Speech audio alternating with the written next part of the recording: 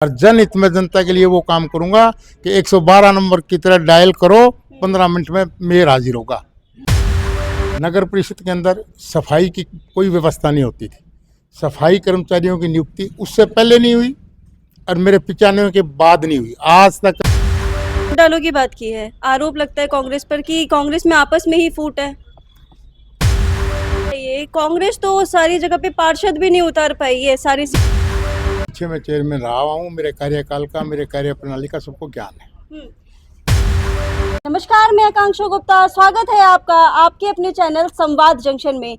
Election का दौर है, इस वजह से हिसार में मौसम गर्माया हुआ है, सर्दी का मौसम है, लेकिन फिर भी ऐसे में यहाँ पर क्या हालत रहने वाली है हम आपको लगातार बता रहे हैं चुनाव के माहौल का। फिलहाल हमारे साथ मौजूद हैं कृष्ण सिंगला जी, जो कि कांग्रेस से मेयर प्रत्याशी हैं। नमस्कार कृष्ण जी। नमस्कार जी, नमस्कार। कैसा माहौल रहने वाला है इस बार इलेक्शन का?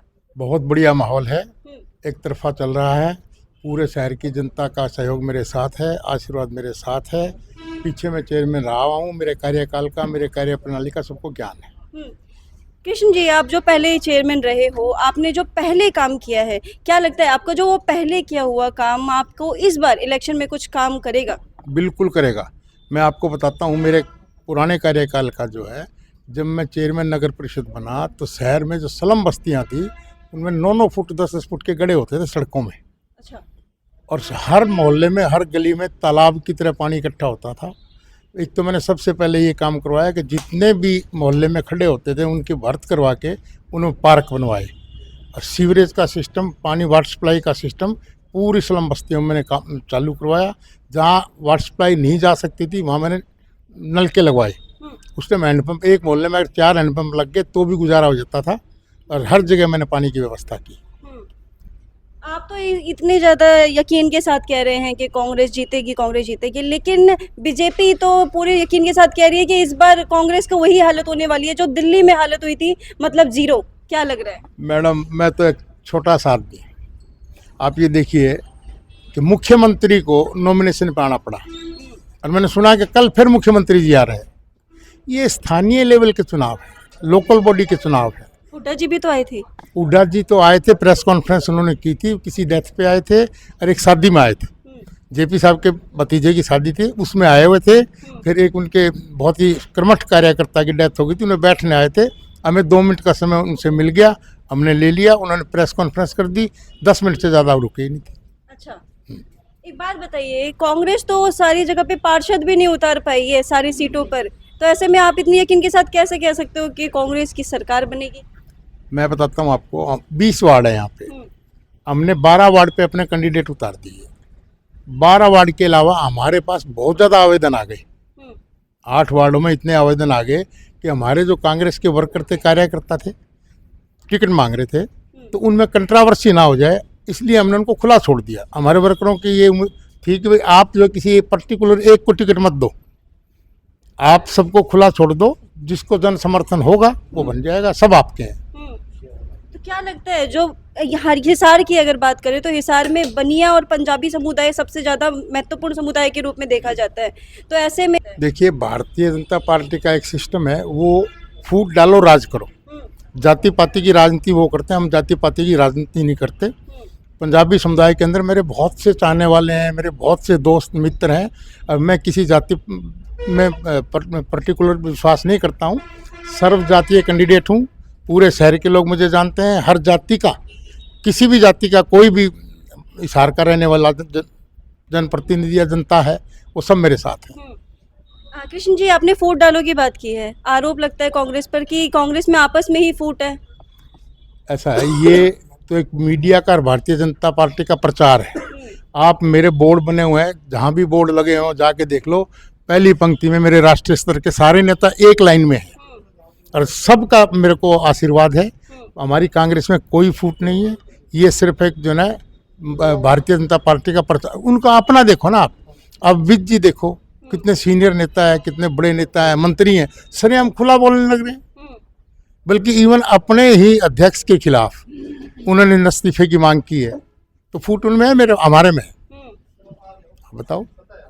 जिंदल परिवार के बारे में कहा जाता है कि जिंदल परिवार का समर्थन जिस ओर चला गया सरकार उसकी बनेगी, तो क्या लग रहा है आपकी तरफ? मैं पूरी उम्मीद करता हूं कि जिंदल परिवार का जन समर्थन में ले लूंगा। और जिंदल परिवार बहुत बड़ा एक सुलझा हुआ परिवार है। वो ऐसा कुछ नहीं करेंगे जिससे हमारे समाज में कोई दिक्कत आए, हमारे शहर में कोई दिक्कत आए, या किसी भी प्रकार की धार्मिक राजनीतिक एक भावना को ठेस पहुंचे। रामनिवास राणा जी बीजेपी में शामिल हो गए हैं, पहले निर्दलीय लड़ रहे थे, उससे कांग्रेस को फायदा हो गया नुकसान? देखो, उससे मुझे कोई नुकसान नहीं है। नंबर एक तो बताता हूँ, हमारी कांग्रेस ने रामनिवास जी राणा को कांग्रेस की टिकट दी, जिसके लिए हमारे पास 45 आदमियों की लिस्ट होती थी कांग्रेस की टिकट के लिए। पर्टिकुलर एक आदमी को चुन के कांग्रेस ने उनको टिकट दिया। कांग्रेस की टिकट के बाद हार गया, वो उनकी अपनी वो थी।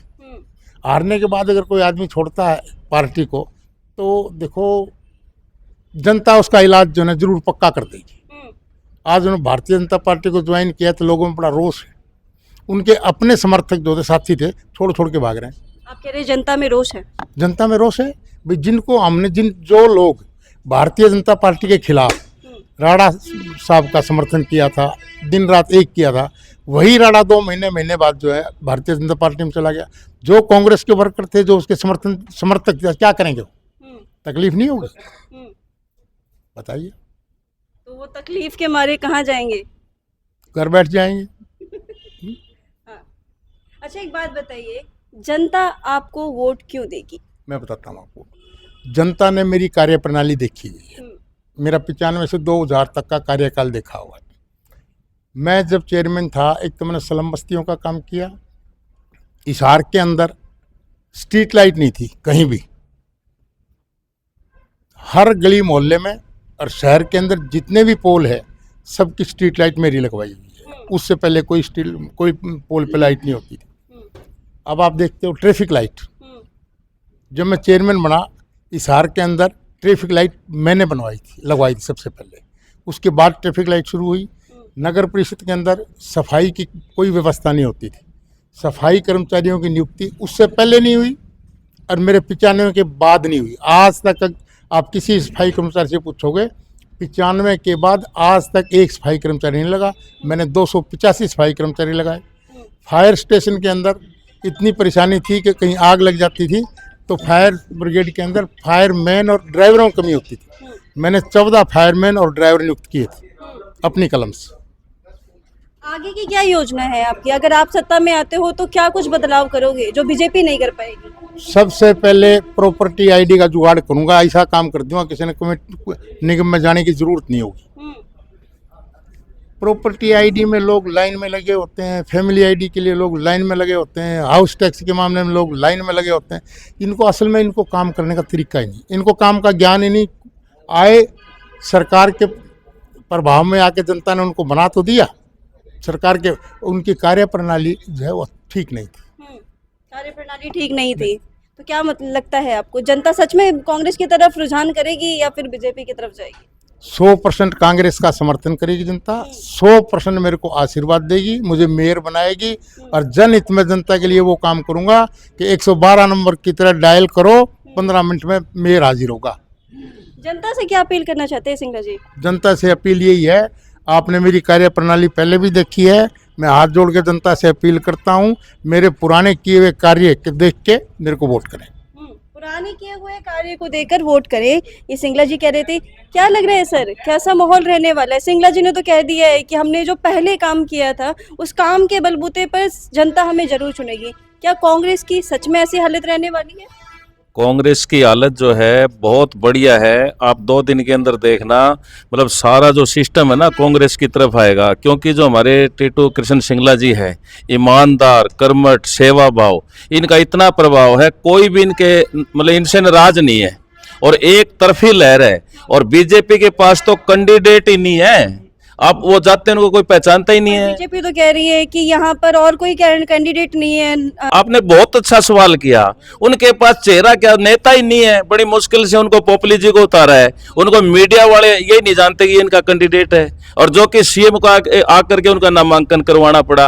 और अभी एक चीज और बताता हूँ आपको, नई बात, जहां उनको ये नजर आएगा ना 100 वोट है, तो बीजेपी के अंदर क्या सिस्टम है, सारे तरीके के प्रलोभन दिए जाते हैं। जैसे सब्जी मंडी में जैसे अमरूद और गाजर मूली बिकती है ना, इस तरीके से पकड़ते हैं। अब ये राणा जी गए, 2 दिन पहले फार्म भरा नहीं इन्होंने, और 2 दिन बाद में बीजेपी में चले गए। मैं सेवा करूंगा, कार्यकर्ताओं ने खड़ा किया। ये है क्या सिस्टम है इसका बीजेपी का? बीजेपी जो है ना, इनका कर्म और धर्म, भ्रष्टाचार और जाति पात को छोड़ के इनका पल्ले कुछ नहीं है। और हिसार में इतनी समस्या है, त्राई हो रही है, 60 चक्कर लगा लिए, कोई किसी का काम नहीं होता। और सिंगला जी आएंगे ना, ये बात सत्य है, और पूरे सारे कार्यकर्ताओं को पता है 112 जो डायल चलता है ना, 15 मिनट में काम होगा, ये बिल्कुल सत्य है। मैं अगर जनता मेरे को मेयर बनाएगी तो मैं भी जनता को विश्वास दिलाता हूँ कि आपको हर टाइम हाजिर मिलूंगा, 1 मिनट के लिए भी नहीं बैठूंगा। रात को 2 बजे मेरे को फ़ोन आएगा, मैं हाजिर मिलूंगा, चाहे मेरे को नगर निगम रात को भी खुलवानी पड़ेगी तो लोगों का काम करूंगा। क्या लग रहा है सिंगला जी, कितनी वोटों से आप जीतोगे? देखिए, ये तो गर्म में है, वैसे मैं अपने आप को ये सोच के चल रहा हूँ कि मैं कम से कम 30,000 वोटों से जीत के निकलूंगा। अच्छा, यकीन के साथ में? बिल्कुल यकीन के साथ। आप जनता से पूछो, आपको एक भी आदमी ऐसा नहीं मिलेगा जो कृष्ण टीटू की खिलाफत करने वाला हो, या कृष्ण टीटू सिंगला के कोई खिलाफ बोलने वाला हो, या कोई नाराजगी हो, या मैंने किसी की आलोचना की हो, या मेरी कोई आलोचना करने वाला हो। बहुत बहुत धन्यवाद सिंगला जी। काफ़ी ज़्यादा यकीन के साथ सिंगला जी ने कहा है कि इन्होंने जो पहले काम किया था, उस पहले काम के किए हुए बलबूते पर जनता इनको पूरा समर्थन देगी। अब ऐसे में बड़ा सवाल बना हुआ है, क्या सच में जनता इस बार मेयर चुनाव में कांग्रेस को लेकर आती है? क्या माहौल रहने वाला है? आपकी क्या राय है? आज की इस चर्चा पर आपके क्या मत बने हैं, ये कमेंट बॉक्स में ज़रूर बताएं। आज के लिए इतना ही। मैं कांक्षा गुप्ता, मिलते हैं अगले कार्यक्रम में। नमस्कार।